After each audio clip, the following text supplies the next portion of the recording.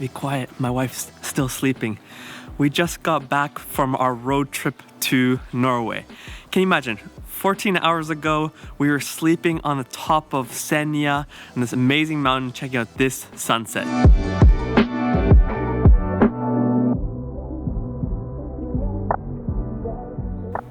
And now, 14 hours later, we're back in the comfort of our own home, sleeping in our comfy bed, which felt so good because we had been sleeping 2 nights in a row in a tent and 1 night in the car. So getting back home and sleeping in our bed, you know how it feels.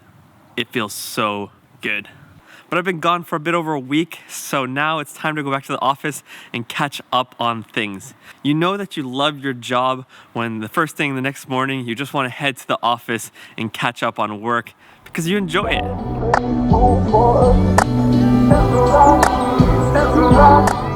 Okay, I do have to be honest with you guys. There's actually one other reason why I'm really pumped to head to the office, and that's because Canon is today announcing the R5 finally. So not only on top of catching up on work, I might spend some time watching that announcement and maybe buying the camera. Let's see.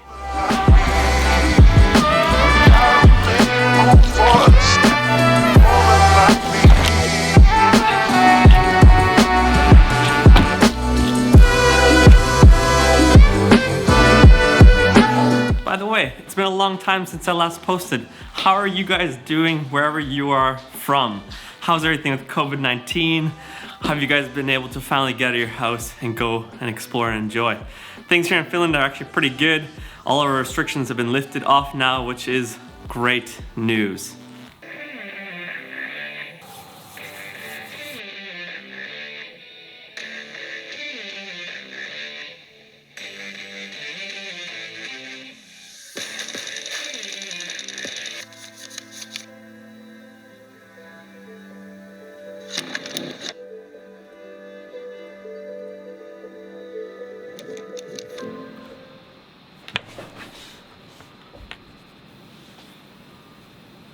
Did I really do it?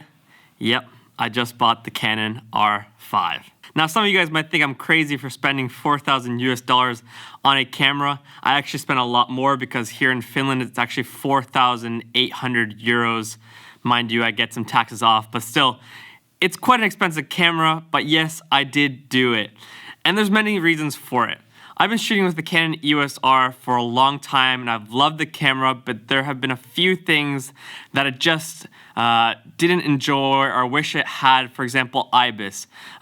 As much as the digital stabilization and having the lens stabilization helped, I still would like to have IBIS in a camera, and the EOS R didn't have that.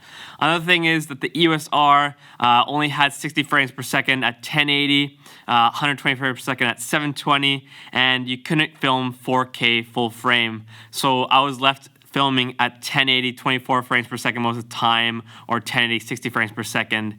And I just felt like the image quality wasn't quite there. But it was an all-around great camera for shooting photos and for shooting video and doing the YouTube stuff. But I wouldn't use the Canon EOS R ever to film, for example, weddings, because I felt like it didn't have strong enough image quality and it didn't have a good enough stabilizer.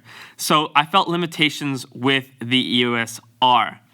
But now with the Canon R5, I feel like it has everything that I need when it comes to travel photography and filmmaking, wedding photography and filmmaking, and YouTube content creation.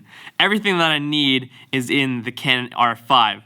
I mean, not to mention all the crazy stuff it has, like the 8K RAW, which is just insane, but I don't know how much I actually will be using that. But 4K, 120 frames per second at 10-bit, which is amazing. Having the IBIS now, having that fast autofocus. One feature that a lot of people don't even mention is the joystick is back. I was a strong 5D Mark III user and I loved the joystick on the back to choose focus points.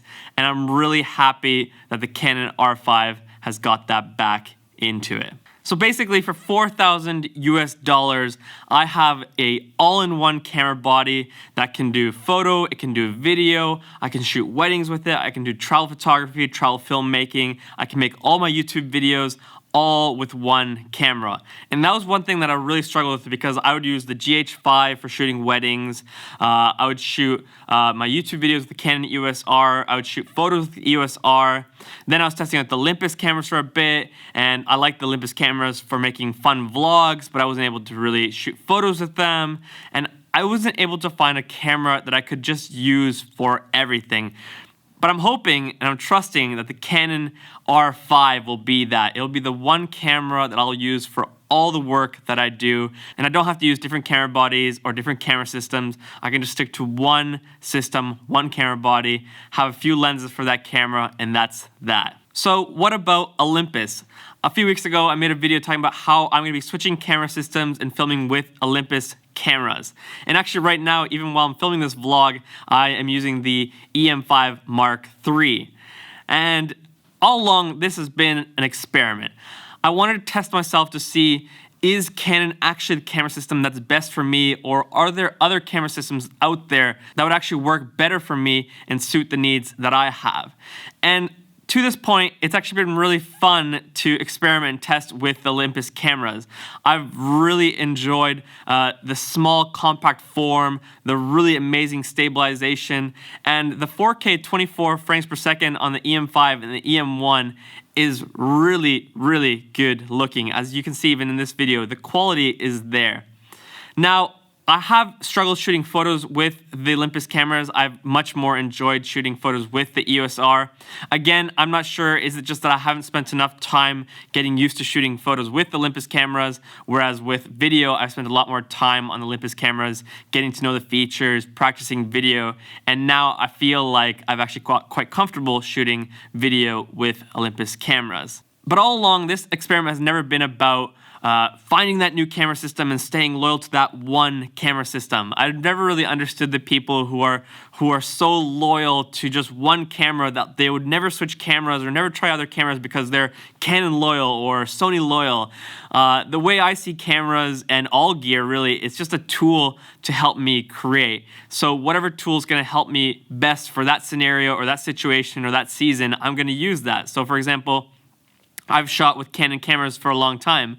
I shot with the 5D Mark II, the 5D Mark III, but then eventually I noticed, at least for weddings, that the 5D Mark III video side was just not cutting it. I was having to use monopods, tripods. It wasn't that high quality, so I switched over to the GH5. With the GH5, I had the IBIS, I had 4K 60 frames per second, and it worked great for me. Then when I started shooting more YouTube videos, the GH5 was terrible for me. It wasn't a full frame camera. I didn't have a lens that was wide enough to film the talking shots. The autofocus was not that great. So I actually did film the first few videos with the GH5, but then when I moved back to Finland, I bought the 6D Mark II because it had great autofocus and had the flip LCD screen. So that really worked great for me. Then the EOS R came out, and I was like, wow, this is a camera that I can shoot both photos and video and shoot it all my YouTube content. So all along, I've been switching cameras and camera systems depending on what have my needs been and what tools would best serve me. So once the R5 comes, will I still shoot with Olympus cameras? I'm not sure. I definitely could see myself using, for example, the EM5 or the EM1 when it comes to filming just fun vlogs, because I've noticed that the small, compact form factor really sets me free and makes it an enjoyable process to be vlogging, especially when you're traveling. For example, when I was in Norway, I was using the EM5 and the 12mm lens, which I'm going to be talking about in my vlogs coming up. But it was such a small, compact setup, and it was really fun. It was really fun to be able to vlog with such a small camera, small setup, not having to worry about breaking your back or carrying a whole bunch of gear. I literally would just carry the camera body with the lens and just hold it out there, and it would be wide enough shots. So will I completely switch to Olympus? Probably not, because I did just invest $4,000 into a new camera body. Will I dabble and use the Olympus cameras for certain projects when it comes to some fun vlogs? Definitely. I definitely would do that. And if people want to know my thoughts about Olympus, if you are a filmmaker who's starting out creating videos or want to make YouTube videos and you don't have a huge budget, I would highly suggest the EM5 Mark III. It's a really affordable camera.